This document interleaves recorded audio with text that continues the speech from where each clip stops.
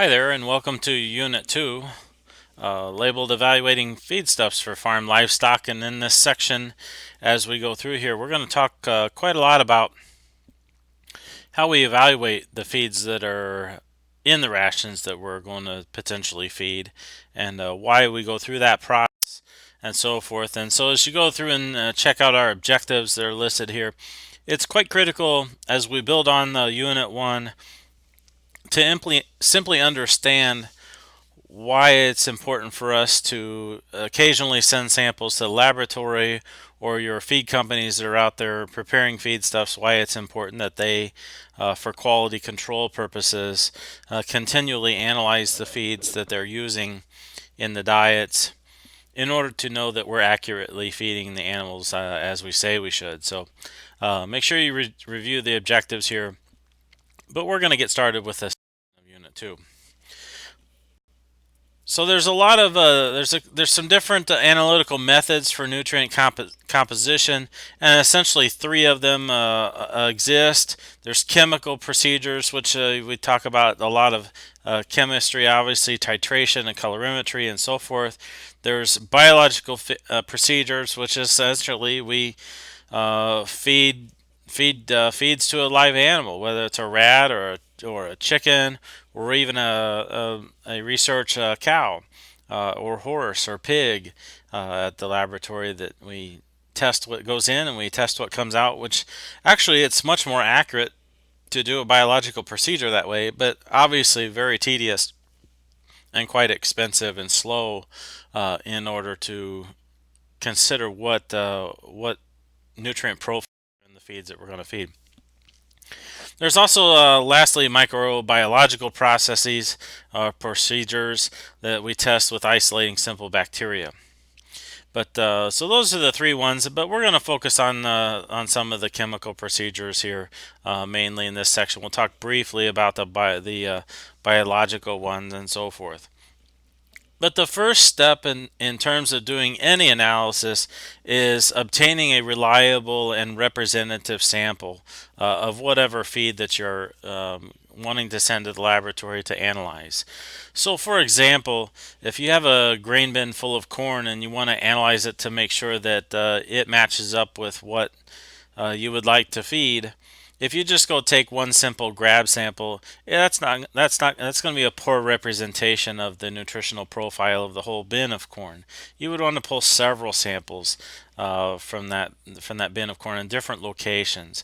Or same thing with a pile of corn silage. You would want to pull samples or grab samples of corn silage as you feed out of the upright silo or the bunker silo or the bag. Pull from different locations and make sure that you carefully mix it all together, and then extract one representative sample, and that's what you identify and send to the laboratory.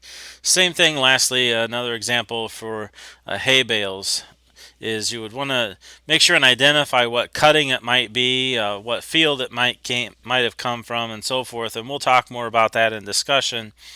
But you won't want to pull a sample from just one simple round or square bale. You'll want to pull several of them from that same field or same cutting and mix them all together and send them to the laboratory. Make sure that you clearly identify what it is that you're sampling on your testing sheets, if that's your job out there for some of you in the future, or those of you who maybe will pull sample to assist your nutrition professional on the farm.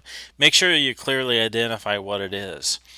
For grains and mixed feeds and sacked feeds and stuff like that, a couple samples per bag, and pull about 5 to 7 samples or bags on a stack of a pallet of 2,000 pound bagged feed pallet is usually about 40 bags. So if you sample about 5 to 7 sacks on each pallet, if you're only going to do one pallet, that'll give you a pretty representative sample. For most of us, that'll probably never be anything that you have to do. The USDA does randomly come and check, and you may have come across a bag of feed that you purchased at a local feed store, or came from your local feed supplier that might have a sticker on it that said sampled by the USDA. They do check randomly to make sure that the feed companies are making feed the way that it says on the label and it matches the nutritional profiles. Bulk feeds, again, 12 to 15 samples. Get you a nice ice cream bucket, pull some grab samples, throw them in the bucket, mix them all up, and then pull one representative sample. When you talk hay, then I'll show you an example in class of what a core sampler looks like. But you'll want to take it, and that's supposed to be 12 inches, 12 to 15 inch core sample there, including the stem. And you really want to take your core sampler and go across the grain of the hay so that you'll cut through each of those leaves or flakes in the bale or rolls if it's a round bale, and give you a nice representative sample all the way in about a foot into that bale, and do as many bales as you can.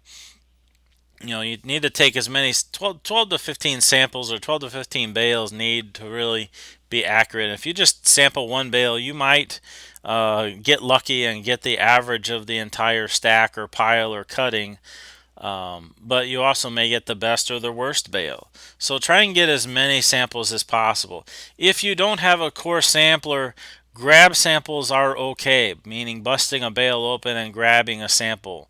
But if we did a little test on this here at school, you would find out that generally when you grab, the leaves fall off and the stem is what goes in the sample, which is going to skew your sample probably and get an inaccurate result, because the leaves are really what contains a lot of the proteins and the more highly digestible things and so forth.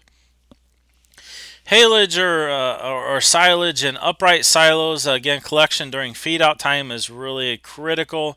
In a pit or bunker silo, make sure that you get a fresh face. Make sure that you don't sample any spoiled material that might be existing up there at the top or along the edges of the pit or bunker silo. So stay about a foot or a foot and a half away from those. Anything that's wet, containing moisture, an ensiled feed, if you can't get it to the laboratory or get it in the mail right away, refrigerate it or freeze it, because remember that ensiled feed, that's a fermented feed. It will go back through fermentation again. You will see if you take a sample of corn silage and put it in a Ziploc bag and throw it in the cab of the pickup truck right in the sun there, you'll see it begin to form condensation. There, it will re-ferment as you reintroduce oxygen into that feed. So again, if your feed nutrition professional is not coming by until next week, or that's your job as a nutritionist, make sure if you can't get it in the laboratory, you don't want it sit in the mail office somewhere over the weekend. Freeze it or refrigerate it. That way it will maintain its current sampled condition. That's really crucial. Harvest sampling, and we talk about harvest sampling, basically would be pulling samples maybe as you blow that chopped corn silage up into the silo or into the bag, or pulling samples as you bale it. It's just really not very recommended, because as that feed ferments, the nutritional profile will change. So you can sample it just as the methods that we've talked about before, but as you feed that out, that nutritional profile will adjust over time and probably not be as accurate as you would like for it to be. In terms of harvest sampling, or as you put feeds away, if you want to really help yourself and help your nutritionist provide great results and great sampling technique, is mark different fields as you store them away, whether it's a plastic marker on your feed storage bag out there, or a piece of tape on the silo cable of some kind, or maybe throwing in a couple bags of oats or some kind of marker system so that you know when to sample. Sampling generally should occur, depending on how fast that you feed out feeds, ensiled and baled feeds.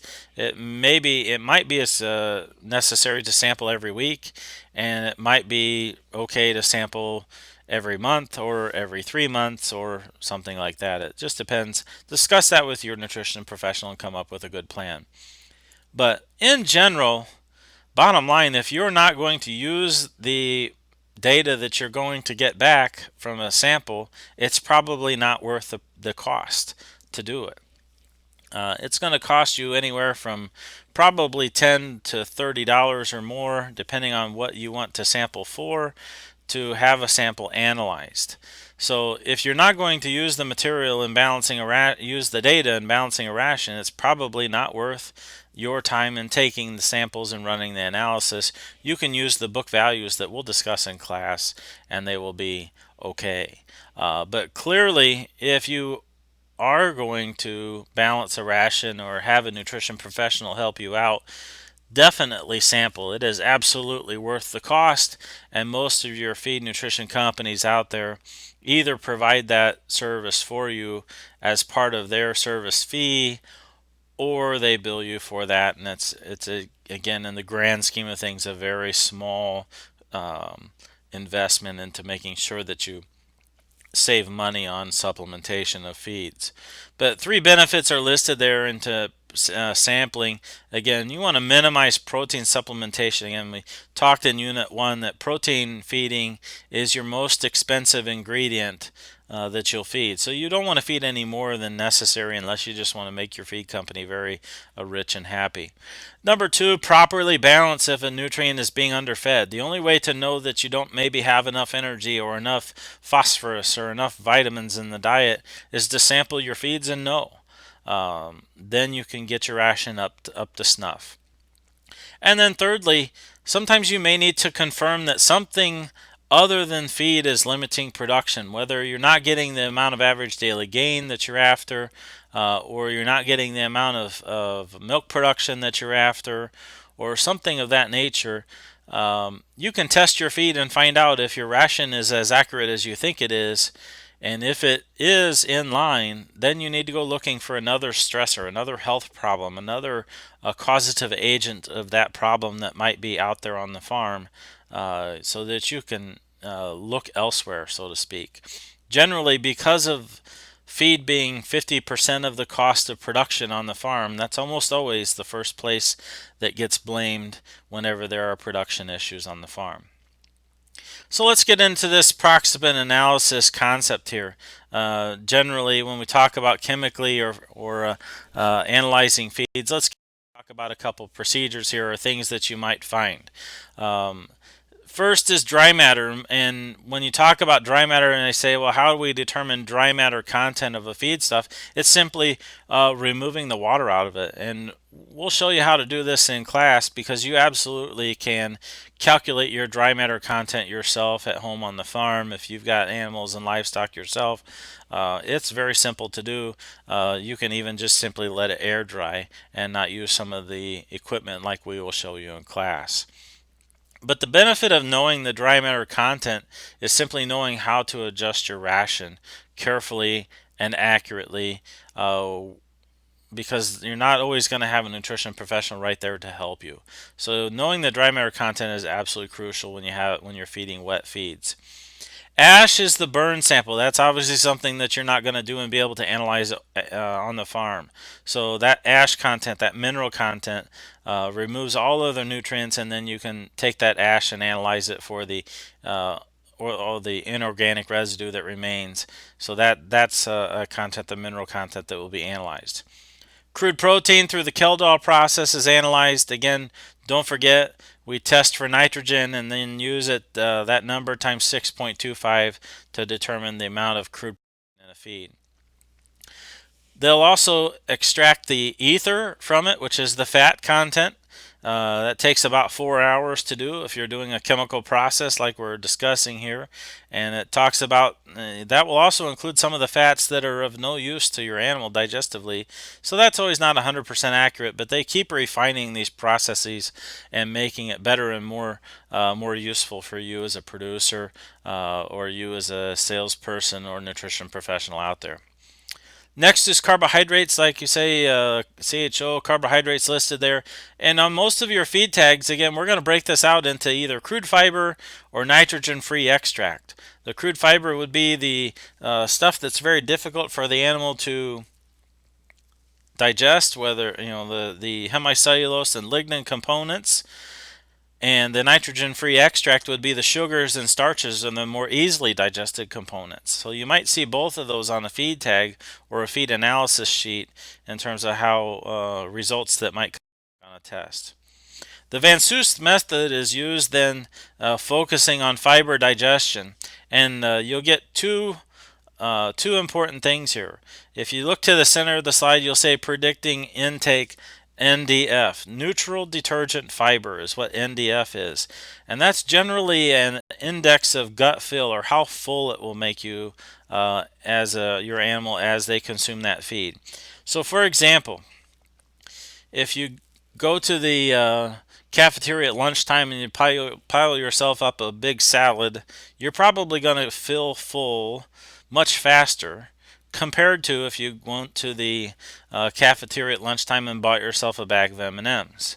That's kind of an example or comparison of what NDF is how full will your animal feel as they consume whatever feed that you're feeding them.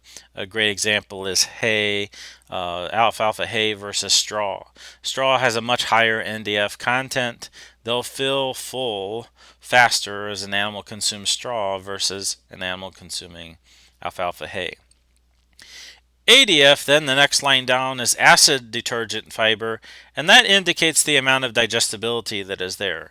So just as we were using that example of straw versus alfalfa hay, clearly alfalfa hay would be much higher in ADF and much more digestible, and we'll discuss that more in discussion section as we get into class and the differences between the two.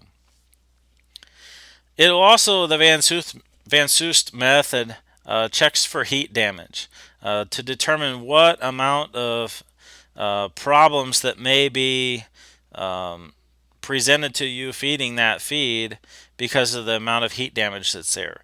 Hopefully it's quite low and you don't have to adjust at all. But it's also nice to know that if you have had some kind of Maillard reaction occur during the ensiling process or something like that, that you know that that feed is a little bit substandard, and you can help supplement on the other end in order to maintain production.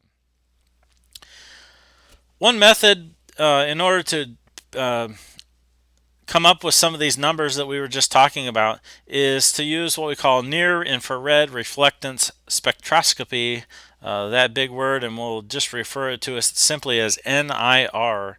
What that does is you take a sample and you grind it down fine and you stick it in a cup and throw it in a machine, and essentially that machine, that spectroscopy, shoots light through your sample and then compares it with the computer program and is able to spit out all of those things that we were just talking about in more of a wet chemistry analysis. The good part about using NIR is it's very fast and it's very cheap.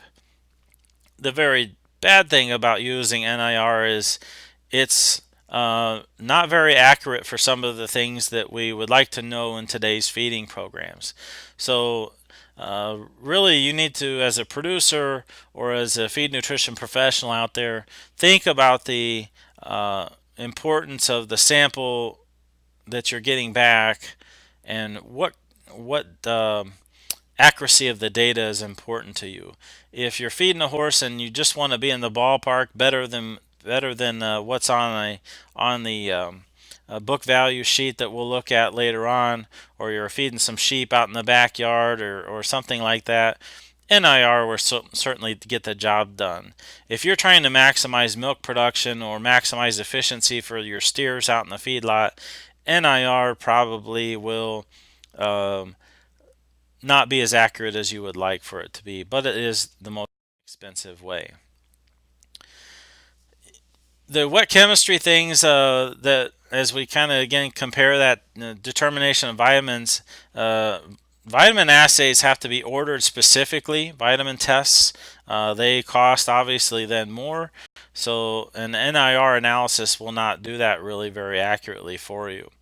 Energy determination is basically you burn a sample inside of a piece of glass and then calculate or collect the data on how much heat that that comes off of that feed. And so 1 calorie equals the heat required to raise 1 gram of water 1 degree Celsius. That's a calorie determination. So that's that heat liberated is how we check that, and that's done in calorimeter. Nutrient expression you'll find on a sample as dry matter basis, as fed basis, and air dry basis. Dry matter is most accurate when we talk about feeding because it takes water, which can be variable, out of the equation. We're going to do some conversions in class, so as we look at this slide, there's not too much in terms of the top half of the slide that I'm going to discuss. We'll practice some of those things in class so that we have a pretty good handle on how to make changes and make adjustments with regard to dry matter feeding. I mentioned that you could also test feeds via feeding trials, and it will give you some information that certainly will be somewhat helpful in terms of feeding. But again, this is probably going to be university research based. You can take home and feed a bale of hay to an animal and determine if they'll eat it or not, and if they perform or not.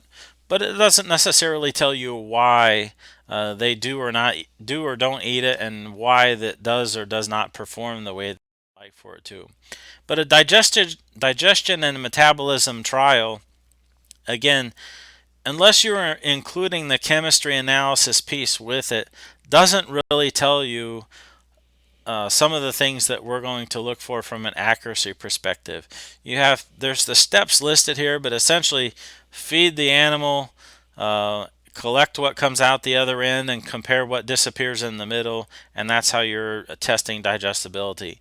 And again, if you're not combining that with some chemical analyses of your feeds, you're going to not really understand what's occurring. So in terms of on the farm, that's not going to be something that you'll see. That's research done by your companies out there or at the university level, extension programming. They do use that, and again, there's several phases there, and this slide and the next slide, if you're interested in things of this nature, those of you who maybe have interest in being a veterinarian and understanding the research process and how we determine feeds as we get into more specific feeding programs today, or those of you who have interest in being a feed nutrition professional, understand how those phases work that are listed here, and why they're really important, and what things are measured, because it's really critical that you understand how that works, and also that those of you who are producers know how it works, but it's not going to be done routinely on the farm. Let's jump in and start talking about some measurements of feedstuff energy, and the first one that we'll talk about is called TDN, or total digestible nutrients. Generally a calculated amount, so it's expressed usually as pounds, percent, or kilograms. There's some things that TDN leaves out in terms of losses in digestion. For example, TDN values don't take into account the heat that's given off or generated by the digestion process. TDN does not take into account energy that is used for other purposes. So there's some inaccuracies in using TDN to balance a ration. However, it's better than using nothing. Frankly, in class, as we do some assignments and projects and discuss this further, TDN is really the easiest concept to grasp, and so probably in class you'll find that we will use TDN numbers quite a lot in terms of doing some of the assignments and activities that we'll go through. So total digestible nutrients you'll find on feeds out there. Again, the problem is it's extremely variable and somewhat inaccurate, somewhat overestimates the amount of energy in corn or in your feed. So for example, in your book, corn, it says 1 pound of TDN listed in your book value, and 1.2 pounds of corn, which is 1.2 megacals of net energy. Well, it also lists 1 pound of TDN from 2 pounds of hay is 1 megacal net energy. Or if you go to the poor quality hay, it's 2.5 pounds of poor quality hay would also give you the same 1 pound of TDN. So you see the differences left to right. 1 pound each would be 1 pound TDN, but on the right side, which would be a chemically tested number, certainly we would adjust that and use the more accurate number on the right side of the slide here. If you get to more specific nutrient partitioning and digestion metabolism and getting better numbers and energy units, again, we're going to talk about calories, kilocalories, and megacalories or mcals in terms of getting more specific. As we test these chemically, then we're going to go through this whole process right here, which we would test energy and call that test of feed, and the total amount of potential energy that is there, we call that gross energy. There's going to be some amount of energy in manure that's undigested. The animal just, for some reason, just couldn't get some amount of energy out of it. Maybe it was high in lignin, or maybe the feed moved through the system too quickly. So there's some amount of energy in the fecal material, and that's called fecal energy. So we subtract that off of the gross energy amount. That should leave us then what is theoretically the digestible component in the middle, what the animal could potentially use. So that's what we call digestible energy, or DE. We mentioned in Unit 1, based upon how things occur, and even in monogastrics, there is some heat that is given off by the digestive process, and certainly in ruminants there's a lot of gases given off. So we should take into account the gaseous products of digestion, or GPD, in our digestive calculation and subtract that. There's also a little bit of energy in urine. For some reason, again, some of it escapes, and we also need to utilize energy in order to excrete urine, so we should subtract that off.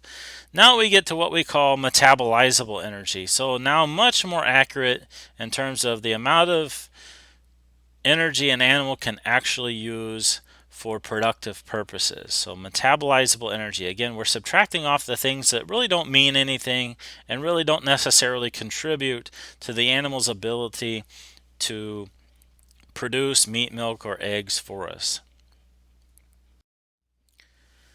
We also should take into account the amount of heat increment that's there. Again, especially if we're talking about ruminants, there's some amount of heat that's wasted unless it's an animal that unless it's cold, then an animal has to generate heat, then we need to add energy for that purpose.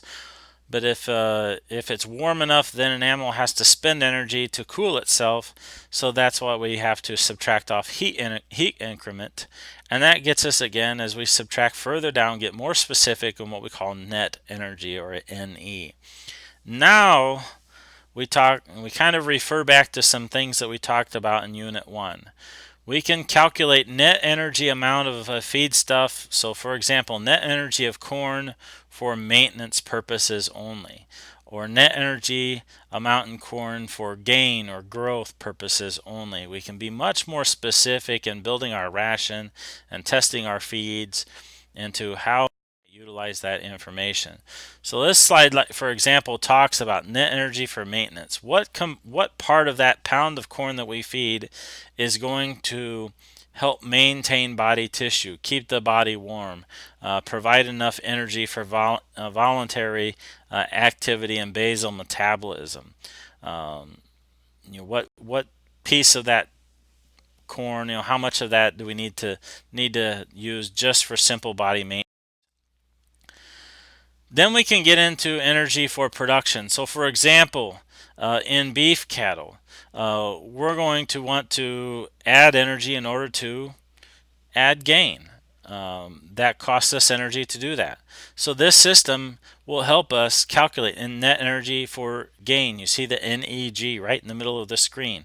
We're going to, in class and in discussion, talk about basically how does this happen and compare it a little bit to total digestible nutrients, and how accurately being able to calculate energy needs for beef cattle. and how to make adjustments when it's abnormally cold or abnormally hot, abnormally muddy, and things of that nature. From a dairy cattle perspective, you want to be balancing your ration or evaluating your feedstuffs, not only net energy for maintenance, like you see in the second line there, not only for net energy for gain, as you might want them to grow or gain a little bit of weight, but also net energy for lactation, the third one there on the second bullet point. How that's your calculation for how much milk we might be able to induce based upon the feeds that we are feeding. In swine, as we get into energy usage in swine or energy calculation in swine, they will use either metabolizable or digestible energy as their evaluation tools. Remember, in pigs, there's not near as much heat generated. They're generally always raised in confinement, so we don't have to calculate too much extra energy for them to abate the heat off themselves or warm themselves. A much more controlled environment.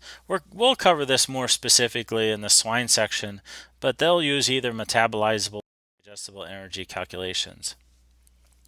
The last thing, I think this is the second to the last slide here as we get through Unit 2 here and again prepare for discussion in the next time we meet, is I want you to also understand that it's important that you should be able to not only have your feeds analyzed at the laboratory and tell you what they can perform, but you should also be able to visually appraise feeds, especially when we talk about forages. There's probably many of you out there that have either sold or bought hay at some point in time.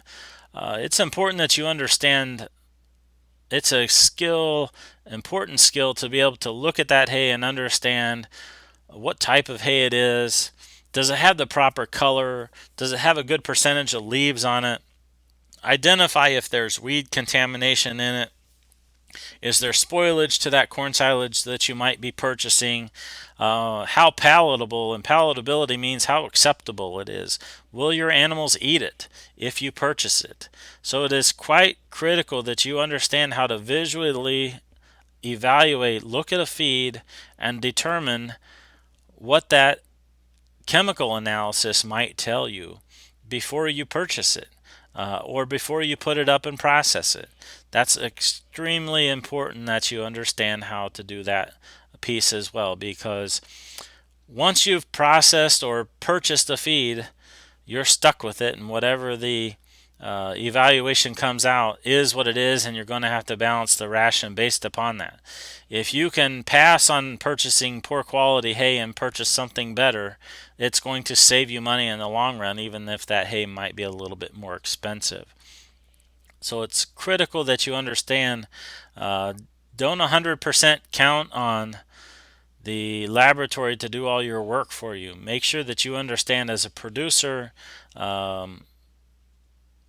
you have to know what it is that you want to feed and what that good feed should look like, especially when you talk about forages. And we can't underscore enough when we talk about forage feeding and get into beef and dairy cattle and horses later on in the semester, that's going to be the baseline of all of our rations. And you'll hear me preach a number of times about the importance of making good quality forages, and this is a good point in the discussion of the semester to make sure that we get that out there. Is anytime forages are included in the diet, make sure that you make the best ones that you can make. Take the time to do it correctly, store it properly, process it properly, protect it properly, or purchase it properly, so that you have good quality feed and reduce the need to supplement. Some things that affect value of your forages: certainly soil fertility, growing conditions, harvesting. You know, just kind of picture in your mind out there a nice, pretty alfalfa field in nice southern Illinois here, and as that alfalfa field grows from the last cutting. It will progress through vegetative stage and then into early bud stage and then into bud stage, then into bloom stage, and then you'll see all those purple flowers out there during bloom stage, and then it will get past bloom stage. And certainly, depending on what kind of hay that you want to make, that should dictate when your haybine should be going to the field in order to mow that hay down. It's extremely critical that you understand proper harvesting technique, stage of maturity, how you may lose feed in the field, and then proper processing and storage, whether we need to use a kernel processor, a shredder, using preservatives, storing it in a bag, a bunker, covering it properly. There's a whole lot of those things that we will discuss in much more detail later on in the semester. But again, a good point to stop and talk briefly about that here in these slides as we visually evaluate feeds, and you guys as managers out there understand the importance of putting up great quality forages. We'll kind of, I think, end this discussion in terms of, and again, we'll practice this in class because it will be too difficult to explain it as we sit here and view the slide set. But evaluating feeds as a cost per unit of nutrient. Why that's important is it's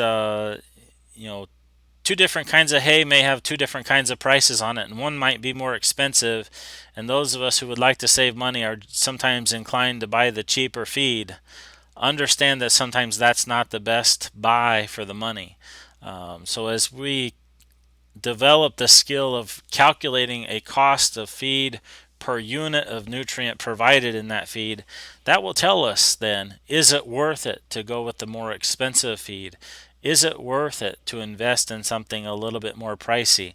Or as we evaluate our feeds, maybe we can find something to substitute into our ration that will save you money. By going to maybe distillers grains versus going straight corn or something of that nature. We'll practice a number of those things as we get into class and do some activities and assignments related to Unit 2 here. So that will be the examples part of the things that we talk about. Some take-home messages here as we wrap up this Unit 2 section. Proper evaluation of feedstuffs is so crucial for ration formulation. I can't underscore that enough. That will be one of the key undertones of the entire semester. We built on Unit 1 in terms of proper nutrients and digestion and understanding that piece of it. Unit 2, the take-home things, is proper evaluation of feedstuffs, proper use of the data and analysis that you will get off of sampling feeds, and then understanding the nutritional profile of your feeds and how a manager can build good rations with great quality forages and good data, and how that will make you more profitable in the end, more productive, save you money and time and effort, and producing a great quality product for our consumers out there. So thanks for listening into Unit 2 here. I hope you're prepared for class as we come back and be ready for a quiz to kick it off and some discussion maybe to practice some of the concepts that we talked about, and then take on some activities later on.